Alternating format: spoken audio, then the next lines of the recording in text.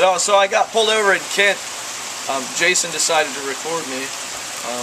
I explained it the first time, and I think I had pretty damn good words the first time, and then he wasn't recording.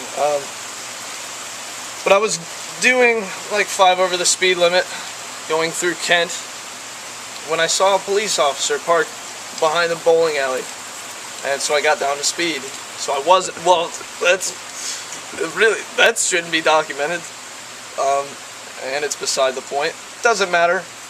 I had my hazards on because I don't have working tail lights. I got working brake lights. I don't even have marker lights in the back, so I've got my hazards on. Legal. All legal here. And we made eye contact. There was nobody else on the strip of road, and of course, anytime I passed a cop, he's like, yeah, he's going to pull out. Usually they don't. But he did, and he was creeping, and then, you know, they creep from far behind for a while, and then they'll get up on you. Rather than just bastards. They're like sharks. But they put the cherries and berries on, and it couldn't have been from here to the other side of that pond. I don't know if they can see. That's what I used an example, which is, we're saying like 50, 60 yards. And of course they put the lights on. I started doing 20 miles an hour, so it takes a minute to get there.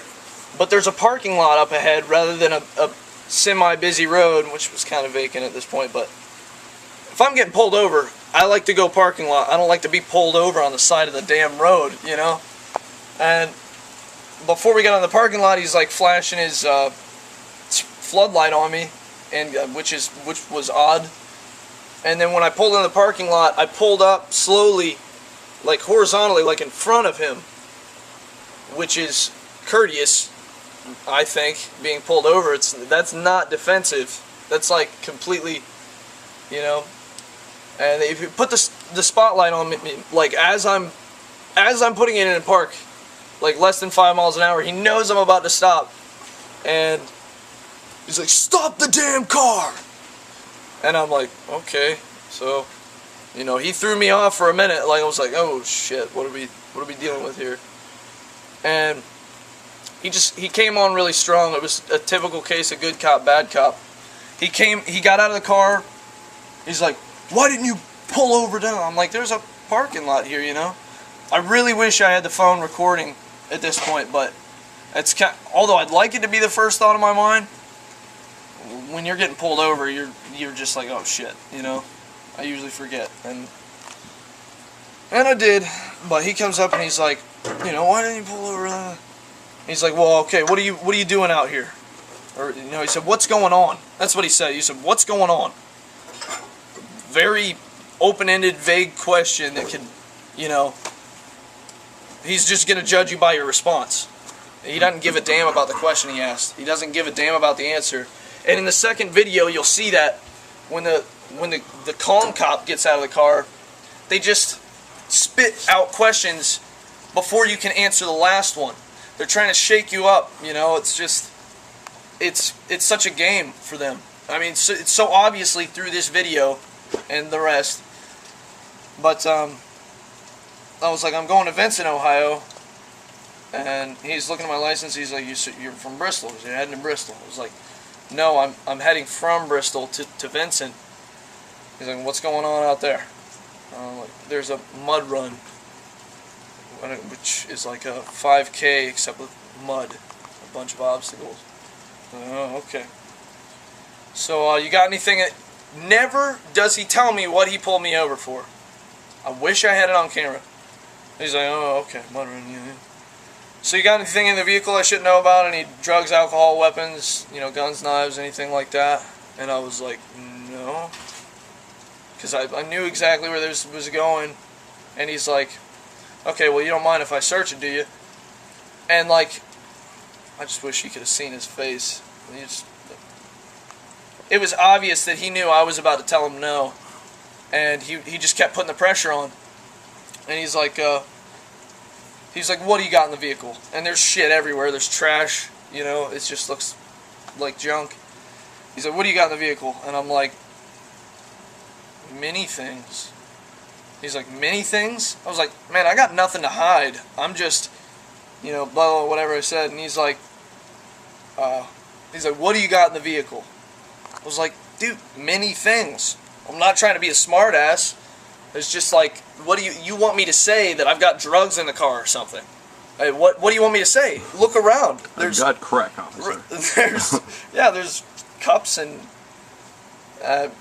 what answer are you looking for? What do you say after the second time? I just told you the first time. It's not important. He said it again though. I forget what we broke off into saying. And then he finally said it. No, that's what it was. I was like, look, man, it's like creeping. What is it? Creeping up on 3 o'clock in the morning. I've got a 3-hour drive to make. And he's like, you don't even know what time of the morning it is. What the hell are you doing? Blah, blah. And I'm like, blah, blah, whatever I said. And then he put the pressure on again. What's in the car? What's in the car? I'm like, many things. At this point, it was like a matter of principle to say many things. And he was like, get out of the car. Get out of the car right now. And I was listening. As soon as he said get out of the car, I kind of gave him a look like, okay, like started moving for the door handle. Like I'm following orders, just doing it very slowly. Kind of like when you punish your dog and they're in the distance and you're calling them back and they know you're mad and they walk slowly rather than just sprinting back. So I'm following orders and I'm like, okay, but just so you know, I'm not consenting to searches. And he's like, that's fine, we're not going to search anything. And at this point, I'm fishing. He's staring right at me, but I'm still fishing for my phone, which should have already been on. And I got the phone out, and I thought I could start. I thought I was recording as he started patting me down. As soon as I got out of the car, he's like, you got any pins, needles, knives, anything that's gonna poke me? And I was like, no, but I'm not consenting to searches. But they do have the legal right to pat you down, just to pat down the outsides. If you're driving anyways. Yeah. If you're just walking on the road, they can't at all. Because if you're moving 2 tons of steel not steel anymore, at 60 miles an hour, it makes sense that they should, but... Yes. But I'm like, I'm not consenting to searches, but okay, and he's patting me down. I'm holding the phone in my hand, like, on the truck, and wondering if he's going to tell me to put the phone down or something. What do you do at that point? Because I was thinking, like, if he makes me put the phone down right now, all I've got is a video like this, a confessional video, or to write it all down. And what the hell does that mean to anybody? If they can't see a little bit of the cop or hear them, it means nothing. Yeah. This is why we need to have cameras and have them ready. But he's like stand back there, points to the back of the vehicle. And I'm like, okay. So what does he do? He starts just rummaging through my car. So I finally got the video camera to start. And then you see the first clip of the video where I tell him, I remind him for like the 3rd time that I'm not consenting to searches. And he pops his head back and what?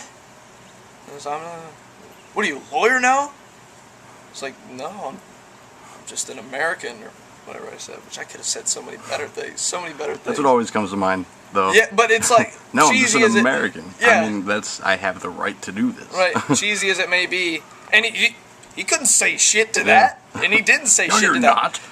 That was right at the moment where I lost memory, like, because I recorded too much stuff. Right after I said that, I said, well, because I'm an American. He just looks at me. Okay, well, you stay right there. And he goes back to the car to talk to the other cop that's in the car. And I looked down and realized it stopped recording. I'm like, shit. I deleted a long video and started, before I started recording again, I had this iced chocolatey chip coffee thing from McDonald's, which is the only meal I ate yesterday was McDonald's before going to that thing. Good. Yes. But they're looking at me, obviously. They still got the spotlight on me. And I make it apparent, like, I look at them, I'm like, I'm going for my cappuccino in my vehicle. I'm going for my coffee in my car.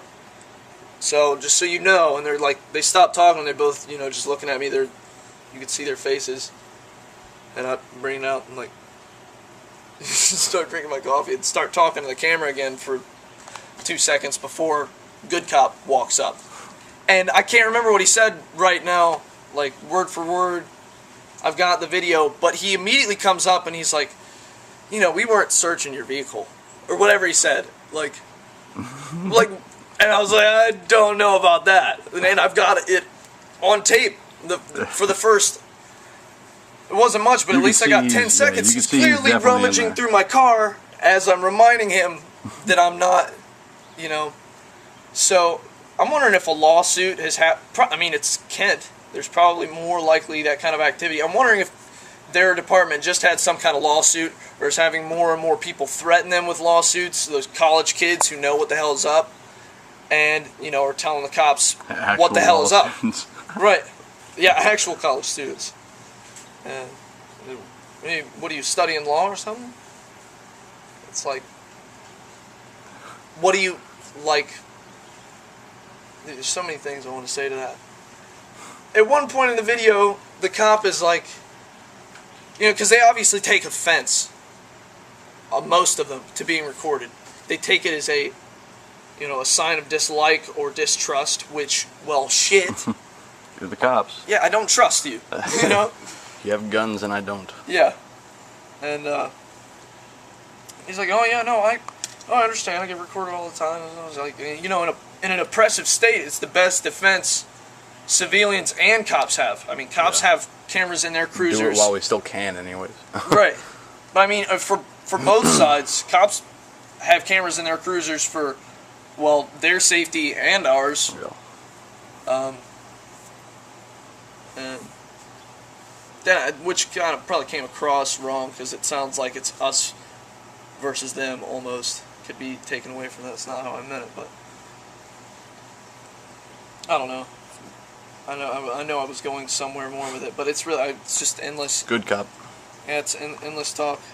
Yeah, he the conversation wrapped up so quickly because that's kind of what it turned into, a conversation, because they realized that they weren't going to continue to search through my vehicle. I'm just lucky they didn't, you know, try to force me to put the camera down, which happens, you know, I could say all the time, but I don't know. I've seen enough videos where the cops try to confiscate That's where you just got to be ready to incite the law, like, no, right. I can do this. Right. A good thing to say, which is kind of BSing, but it's not. That's something a BSer would say. Is, or especially ask them a question rather than make a statement. Don't get scared. That's, you know, obviously easier said than done.